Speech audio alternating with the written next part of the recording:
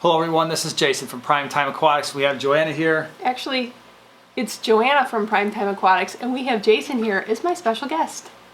Because it's Monday, and technically Monday are my videos. It is her video, so go ahead, go.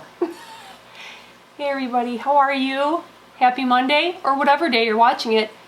I'm Joanna from Primetime Aquatics, and I have a special guest today. Hi everyone, my name is Jason. I'm also from Primetime Aquatics. And we're actually in his fish room. We're in my fish room. So what are we doing today? We're doing another rescape. So we went to a green water auction, and at that green water auction we got some cool fish. I actually didn't get anything. You got some stuff? I got some stuff, and so did our oldest boy Luke. We got some stuff. They did. So what we're doing, what you're doing, is Luke's got a little bit of a tank going on here that he was breeding some guppies in, and then he sold all the guppies and he wanted to move on to a different strain of guppies. So the 10-gallon that he currently has, it needs some updating, It some needs TLC. some TLC. Yeah, it was kind of a mess, and I said we had gotten a whole bunch of stone, and I've been like chomping at the bit to get some Sierra stone into a tank. So I said, let me do it for Luke and let me surprise him.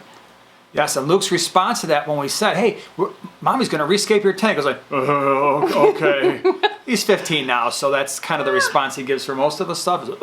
Yes. Okay, yeah. But you know, different scapes, you have to go in with like a different mindset, especially if you're an artist or whatever, which I consider myself as, which you don't understand because you have a blank look on your face.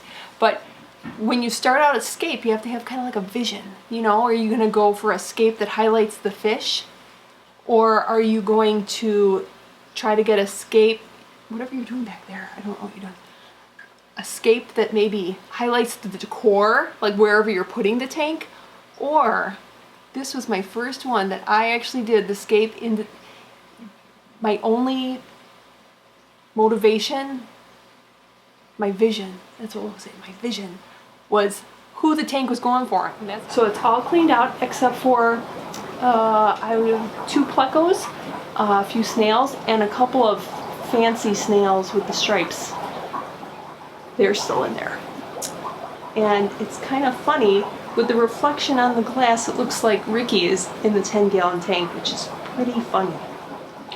But he's not. It's just a reflection. See? Right there. That looks like Ricky's in the tank, but he's not. Alright, now to rescape it. Alright, so here we've got the tank. This is Luke's tank. Go ahead, tell us what you did to this magical thing. It was a mess. A little bit of a mess, at least in terms of the way it looked. I mean, the water quality was fine. The guppies were doing great in there, but he wasn't, huge into aquascaping. And now we've got this tank that looks a lot better. So tell us a little bit about the scape, what you were going for.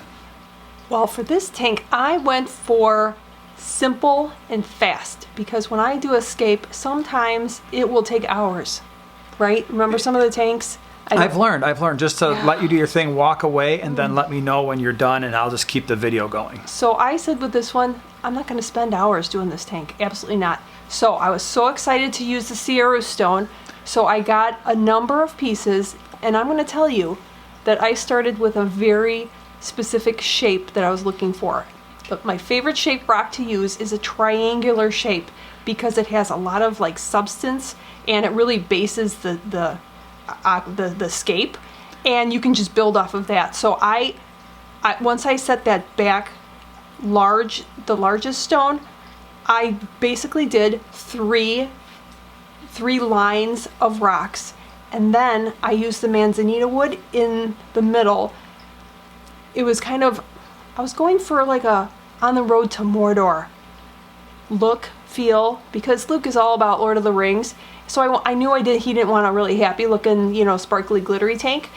So I started off with that. Now those 2 pieces of wood, I'll have you know, when I did pick out the wood, I like them because one looks like a tree, the other one looks like a fallen tree. So I'm very particular when I pick out the wood at a swap or a, where did we get this? Oh, we got this from Aquashella.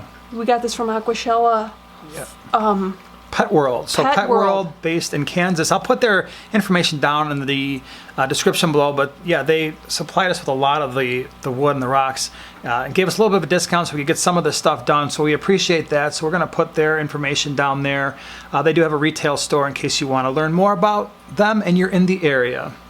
So these two pieces, I was so excited because just looking at them, and I'll lay them on the ground, I'll lay them up, see if they stay upright nicely, or if looking down, you know, if you lay them down, if they look like something. So these two pieces of wood got along very well. So I glued them together right away, and basically just had the 3 lines of rock coming out on an angle, because I always look to see where the viewpoint of the viewer, whoever's looking at the tank, so that you can see the scape.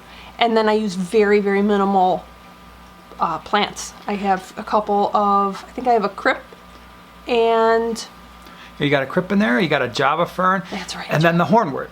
And the hornwort the is actually floating. functional. It looks cool, by the way. I like the way it looks, but the other important aspect of the hornwort is when these guppies start having babies, the babies hang out near the top of the tank, and sometimes guppies will prey on their babies, and so we want to have some cover for them until they get a little bit older, and the adults leave them alone, so the hornwort's up there just to kind of protect the babies. There's still a little bit of duckweed left in there. It's fine. It actually kind of dims the light a little bit as well. Now, you basically left the substrate in, right? It was Yeah, the same substrate. I always like to, well, probably my favorite substrate to use is the black sand. Yeah, black sand is great cool. And base. this is nothing special. It was the top fin, you know, kind of like your big box store bought sand. It works. It works for most situations. You know, if you're putting root tabs in for your root feeding plants, it'll be okay. So the filter, we have the same filter we've had on there for a long time, and that's just an aqua top filter. I like them. They're nice and quiet. We have the pre-filter sponge on there to make sure that, you know, if the guppies do have offspring, they're not getting sucked into the filter as well. So that's pretty cool. I think you did a good job. Okay, so I have a question for you. Can you guess if this is like on the road to Mordor, if it's a Lord of the Rings-esque kind of ish scape, then who would these guppies, because these guppies have a very, very light, opaly, bright sort of appearance. Who do you think they would be in the movie? This is a quiz. Oh, the Eye of Sauron. There's no doubt. No, seriously, who? Gandalf?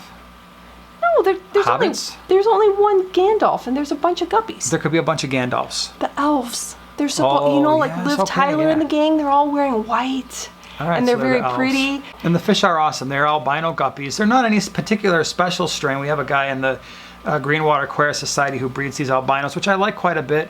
And so Luke's going to try to get them going. Right now in this tank, we've got 4 males and 2 females. So the ratios aren't ideal, but it'll work out hopefully, and we'll start to see some offspring, which would be pretty cool. Oh, and by the way, if you're interested in anything related to the care or breeding of guppies, we have a video. I'll put that in the description below, as well as in the upper right-hand corner, just explaining how to care for them, how to breed them, if you want more information. All right, so this was, again, on Mondays, Joanna's going to be doing a lot of her stuff, her scaping, her ideas, her creativity. And then on the Wednesdays and Saturdays, like we've always seen, it's going to be more of what I do. So Normal. Monday is typically not going to be normal, which is me. And then all the other stuff is normal. You. So thanks for watching. We hope you enjoyed the video. If you did, give us a thumbs up. We'd appreciate it. And don't forget to subscribe and share. Thanks.